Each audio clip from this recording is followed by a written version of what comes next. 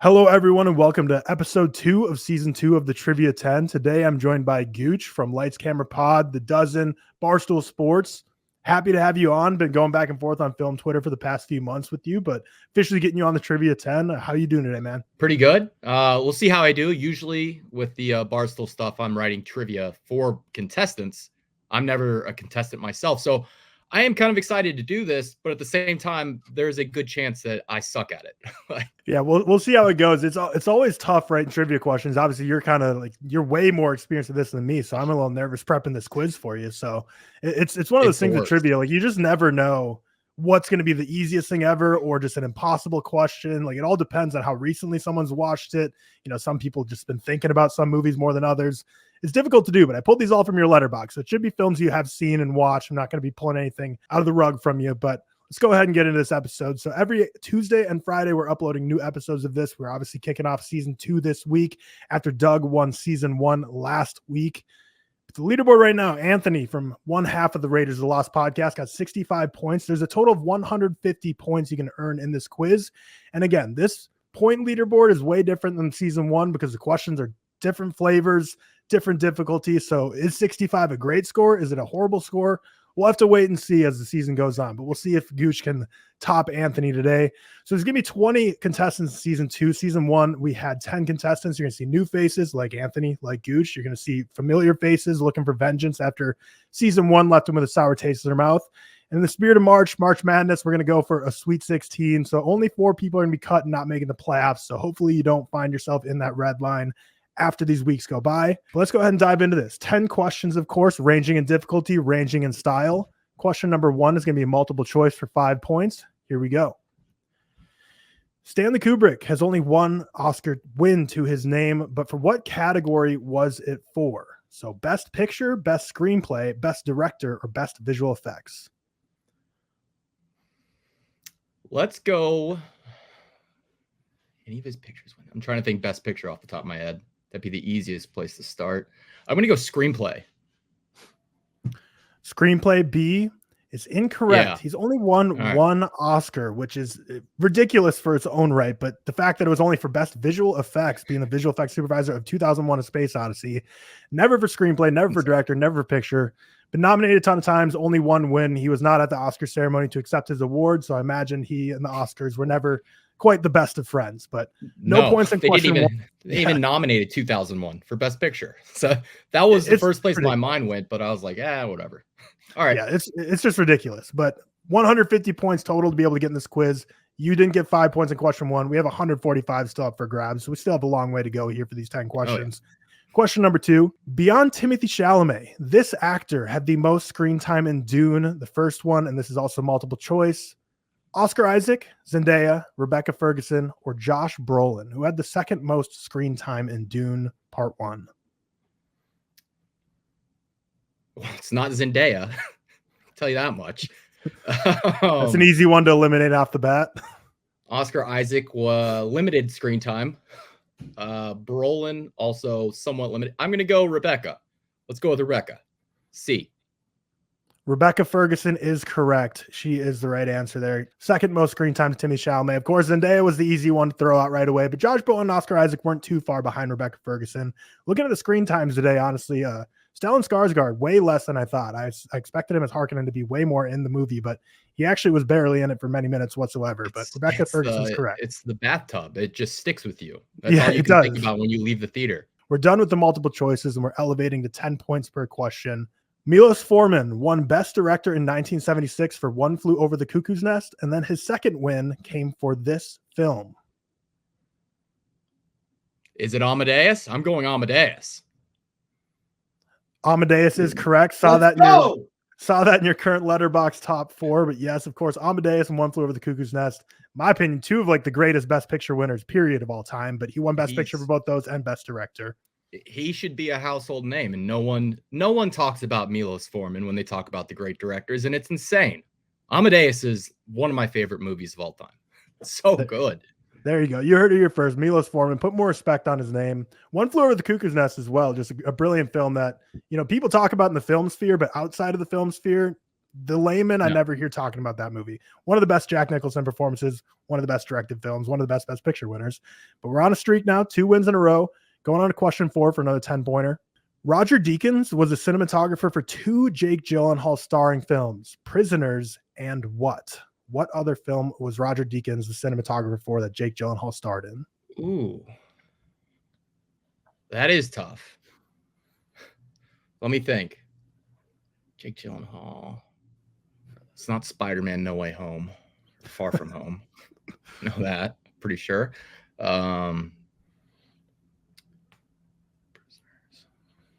Who else would Deakins work with?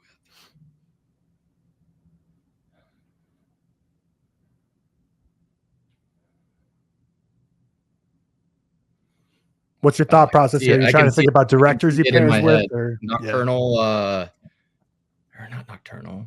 Nightcrawler. Nightcrawler. Let's go Nightcrawler. Nightcrawler is incorrect. The right answer is Jarhead. Jarhead is the right answer. So Roger Deakins has worked with Denis Villeneuve quite a few times, but also Sam Mendes, another director he's worked with. Jarhead, of course, in 1917 later. Jarhead was the right answer. Incorrect on this one, but we'll bounce back here with question number 5 for another opportunity to get 10 points. You're at 15 right now. Many people wrongly consider Whiplash to be Damien Chazelle's debut film, but actually this 2009 film is his debut. 2009? Now, I will say I did not see this logged in your Letterboxd, but this is more just a general trivia knowledge question. Oh, this is a good question. Chazelle, 2009. Trying to think jazz. Trying to think anything that would have incorporated jazz, any kind of dancing. Fuck. Let's see. I don't know. It's not the Bee Movie. Jerry Seinfeld did that.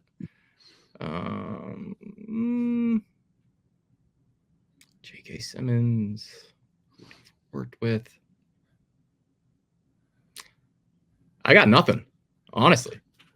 This is a question that you either know or you don't. There's no way really you'd be able to pull this one out of thin air because the right answer is Guy and Madeline on a Park Bench. Again, there's just one you either know Whiplash is or isn't. That was on the tip of my tongue. You heard me say Guy. You heard me say a guy's name. That's where I was going. Exactly. I knew if I gave you a couple more seconds, you would have got it. But no, fun fact, he did pair also with Justin Hurwitz on the score for this. So every single film, all 5 of them have been Justin Hurwitz and Damien Chazelle working together. One of the best collaborations for sure in Hollywood right now. She's got her trumpet. She's got her trumpet. Yeah, you were right. You said it's got to be something jazz. This is very much a jazzy, old school Hollywood type musical film. So you're on the right track at least. You would have got that. Have you seen it? Is it good? I have seen it. It's not my favorite. It's not for me. I definitely prefer all 4 of his other films for sure, but I have seen it. I had to tick off his Letterboxd filmography.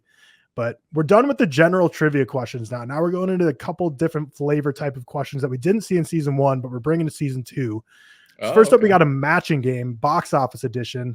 So I'm going to show you 3 films here, and you're going to see the stats of how much the budget and box office for these 3 films were. You're going to have to tell me which one corresponds to which. So it should make a little more sense here. Secret Life of Walter Mitty, Argo, and Creed 3. And you see a production budget of $90 million that earned $188 million, production budget of $75 million that earned $275 million, and a budget of $45 million that earned $232 million. So you got to tell me which one corresponds to which, Walter Mitty, Argo, or Creed 3. And you can walk me through your thought process as you're thinking through these. I'm going to say Creed 3 is going to be 1. Expensive movie, but released in like February. Then it's just a matter of, do I think Argo or Mitty cost more? Mitty was pretty expensive looking, I'm not gonna lie. Fuck. Yeah, let's do this. Argo number 3, and then Mitty number 2. All right, you got one of them right. So Argo is number 3. Walter Mitty, the most expensive movie on this list here. So flying Ben Stiller and crew all the way to Iceland, and money well spent. Yeah, great movie. I see you and other people make the jokes that, this movie's coming out soon. But this movie it made not that much money for what it was, but I still think it's one of the most heartwarming and fun movies of all time. So matching game, 5 points out of the possible 15. You're at 20 right now. And we have 4 questions left that still have 95 points up for grabs. So we still have a lot. The majority of the points still on the table here, still to come. So We have another matching game here, but this time it's going to be Rotten Tomatoes edition. So you're going to see the critics and audience scores for 3 movies. You're going to tell me which is which. And you're going to get up to 15 points here. Of course, you got Training Day, Scott Pilgrim vs. the World, and I, Tonya. We got 82 critics, 84 audience, 90 critics, 88 audience, and 74 critics, 89 audience. Okay. I'm going to try to think of the critics in 2002 would have liked Training Day. Let me think. They definitely liked I, Tonya. So I'll say I, Tonya is number 2. I will say Scott Pilgrim is 1, and I'll say Training Day is 3. Perfectly done. Perfectly done. 15 points. You got them all. Training Day kind of surprised me to be in the 80s for both critics and audience, but again, you got to get in the mind of people in 2002 as opposed to Scott Pilgrim about 10 years later than I, Tonya just a couple of years ago. But 15 points right there. You're up to 35 now with 80 points still left on the table. Needed it. You're on the right track now. We got 3 questions left. Going into the next one, we got a trivia question where there's going to be 2 correct answers total. So if you get one of the answers right, 10 points. If you get them both, 20 points. Neither, of course, 0 points.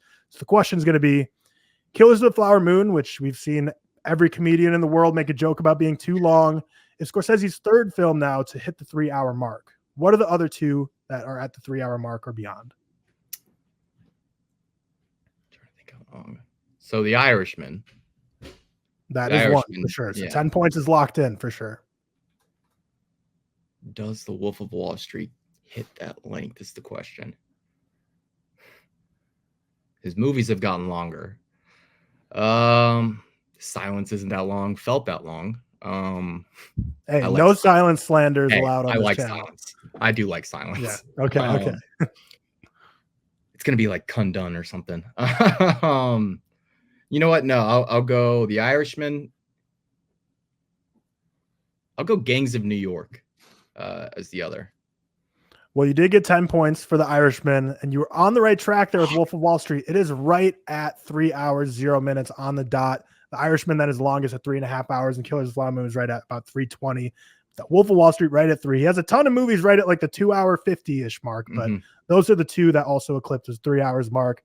You're now at 45 points with 60 points still up to grabs, and we saw Anthony get 65 total, so we're kind of neck and neck right now. We're kind of neck and neck. We got 2 questions left.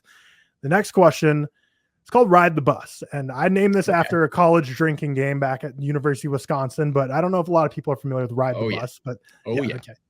I figured, someone from Barstool on this side is going to be more familiar with Ride the Bus. Listen, I've been bringing my Dune playing cards. I got to show you these out to the bar, trying to get people to play Ride the Bus with these new Dune cards.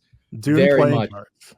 Very much worth the purchase. If you're those at are the theater and you see these. Yes. Wait, you picked those up from a theater?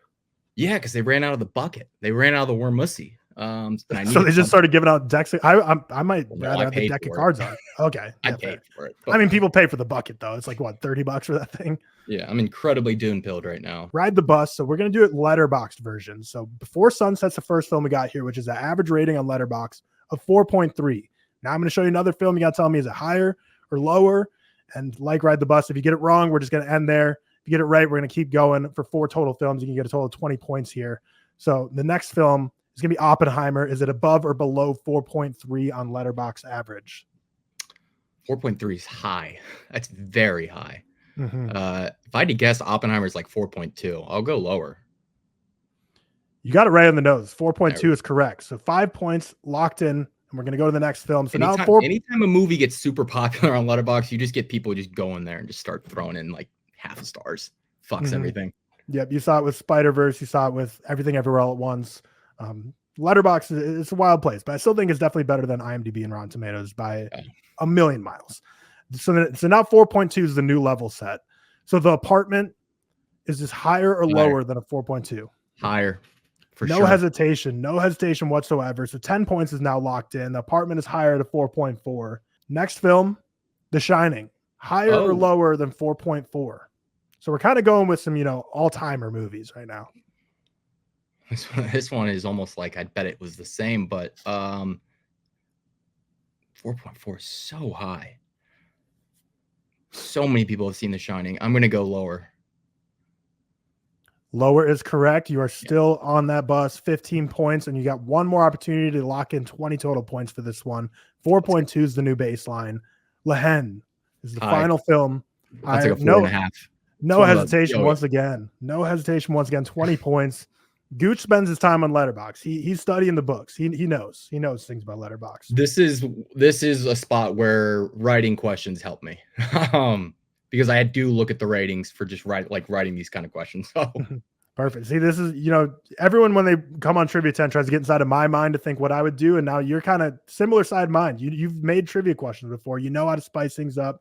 You know what some of these answers are going to be. 65 is where you're at right now. You're already tied with Anthony from episode 1. So any points here is putting you into the first place, but you're at least tied for first place right now. And this is question 10, the final question, which is guess the cast. One by one, cast members of a movie are going to be revealed. There are 40 possible points with 10 less points available per cast member I reveal. So how this is going to work is Casey Affleck's the first one I'm showing. You get an opportunity for one guess. If you get it right, 40 points. If you get it wrong, no harm, no foul. We're revealing another cast member for them, 30 points possible. It's Casey Affleck. If you can pull it off the rip, which movie am I thinking of? So I watched you a few episodes from season 1, including the best of season 1 highlights that you dropped this morning. And I saw the strategy some people are using, just going straight for the ensemble. So I will start trying to think in my head of which Casey Affleck movies I have logged, but I'll start with Oppenheimer. I mean, why not? Huge cast. Why not? Why not indeed? But that is incorrect. Okay. However, might throw you a little curveball because the next cast member is Matt Damon. Also an Oppenheimer, but you already guessed Oppenheimer, so it's not Oppenheimer. Would you give me Good Will Hunting? That's the question. Yeah, Good Will Hunting. Good Will Hunting is not correct. Going on to the next one. Casey Affleck and Matt Damon, of course, longtime collaborators. The Affleck clan and the Damon clan, longtime collaborators. For 20 points, Julia Roberts is now thrown into the mix. Ocean's 11. There you go. 20 points headed your way. Ocean's 11 is correct. The next cast member would be Brad Pitt, but Ocean's 11 was what we were looking for.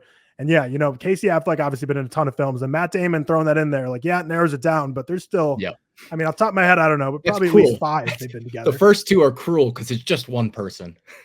You could have just put Casey Affleck, Ben Affleck, Matt Damon. All right. Well, there's Casey Affleck's filmography. Yeah. And we saw in the playoffs last round for Guess the Cast when 2 people were going head to head. We had Bruce Willis and Samuel L. Jackson, which of course your mind goes to Pulp Fiction, but they also have, Unbreakable. They also have Glass. They've been partners. They've also Die Hard with a Vengeance, I think, as well. So, doesn't narrow it down a lot. These actors have been frequent collaborators, but 85 points is on the board. That's what you're going to be getting today. That's going to put you into number 1 here. So Anthony pushed down to number 2. We're getting 16 people going to the playoffs, but right now only 4 people are going to get below that cut line. Yeah, spray the bottles, spray the champagne. You only need 3 more people to get lower than you. You're going to be locked in the playoffs here. So 85. Okay. Again, I just don't know with season 2 being so different than season 1. Is this going to be a great score? Are people going to be getting in the hundreds, or are people going to be getting a lot lower? But I mean, you're at least number 1 right now, the 2 that have gone so far. How do you feel about your performance today? I feel pretty good, honestly. I got more than I thought I'd get. So that's a good start. Now the tables are turned. I guess I'm home. It's New York. You can never leave home. But yeah, I'm gonna go back. I'm gonna look at the film. I'm gonna study. Come back. Hopefully, I get into those triple digit numbers. Love to hear it. Love to hear it. Well, thank you so much for being here for season 2, episode 2. All your links are going to be in the description to, Twitter, Letterboxd, all the stuff you do for Barstool. So go check them out if you're unfamiliar with Gooch. But thank you so much for joining me today and competing in the season 2 of the Trivia 10. But of course, new episodes every single Tuesday and Friday. Today, this is going to be uploaded on Friday. So next week for Tuesday, you'll see us for season 2, episode 3. But with that, make sure that subscribe button if you haven't already. Comment how well you would have done on this trivia today. We will see you in the next one. Thank you, Gooch. Yeah, no, thank you. That was fun.